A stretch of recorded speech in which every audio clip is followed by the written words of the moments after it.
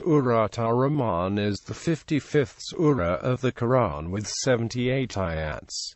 It has the refrain, "Then which of your Lord's blessings would you deny?" Title. The title of the surah, which appears in verse 1, means the most beneficent. The divine appellation Ar-Rahman also appears in the opening formula which precedes every surah except Surah 9. English translations of the surah's title include the All-Merciful, the Lord of Mercy, the Beneficent, and the Mercy-Giving. Classification. Scholars have disagreed about whether Ar-Rahman ought to be categorized with surahs of the Makkah or Medina period. Theodor Noldaki and Carl Ernst have categorized it among the surahs of the early Makkah period, but Abdul Halim has categorized it in his translation as Madanian. According to the traditional Egyptian chronology, Ar-Rahman was the 97th surah revealed. Noldaki places it earlier at 43, while Ernst suggests that Surah 55 was the 5th surah revealed. Structure. Ar-Rahman is composed entirely in Saj, the rhymed, accent-based prose characteristic of early Arabic poetry. Owing, perhaps, to the surah's poetic beauty, it is often regarded as the beauty of the Quran. In accordance with a hadith, Abdullah ibn Mas'ud reported that Muhammad said, "Everything has an adornment, and the adornment of the Quran is Surah Ar-Rahman." The most notable structural feature of Ar-Rahman is the refrain, "Which then of your Lord's blessings do you both deny?" which is repeated 31 times in the 78 ayat surah. The surah is composed of 26 couplets, 4 tercets, and an introductory stanza of 13 ayats, all ending with this refrain. The final couplet is followed by a blessing of Allah's name.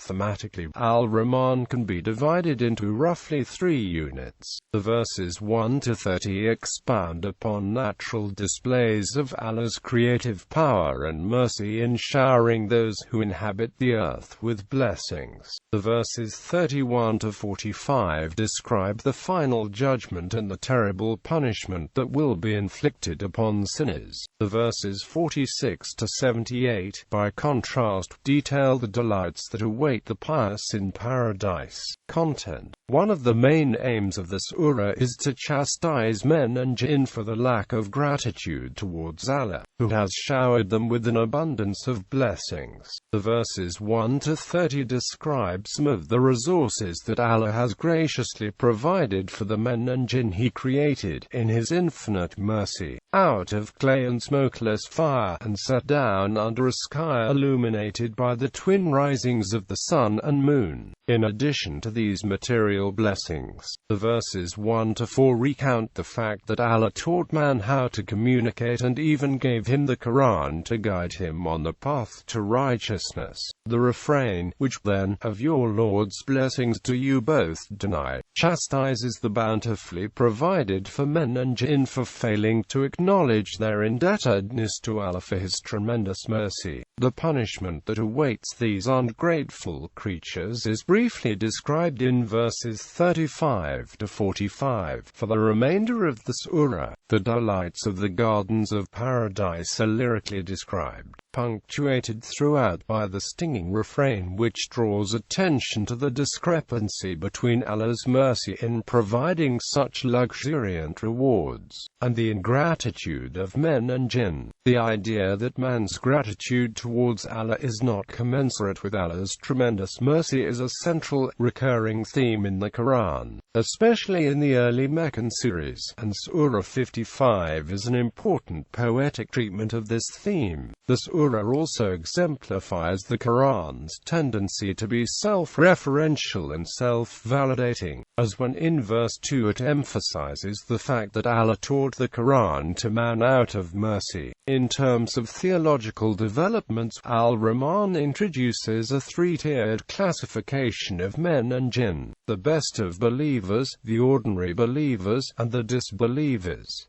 This division is echoed in the following Surah al-Waqiah. Finally, it is worth noting that the surah is dominated stylistically by pairs, which in the Quran are frequently employed as a sign of the divine. To begin with, it is addressed to a dual audience of men and jinn. In Halim's translation of the refrain, which then, of your Lord's blessings do you both deny?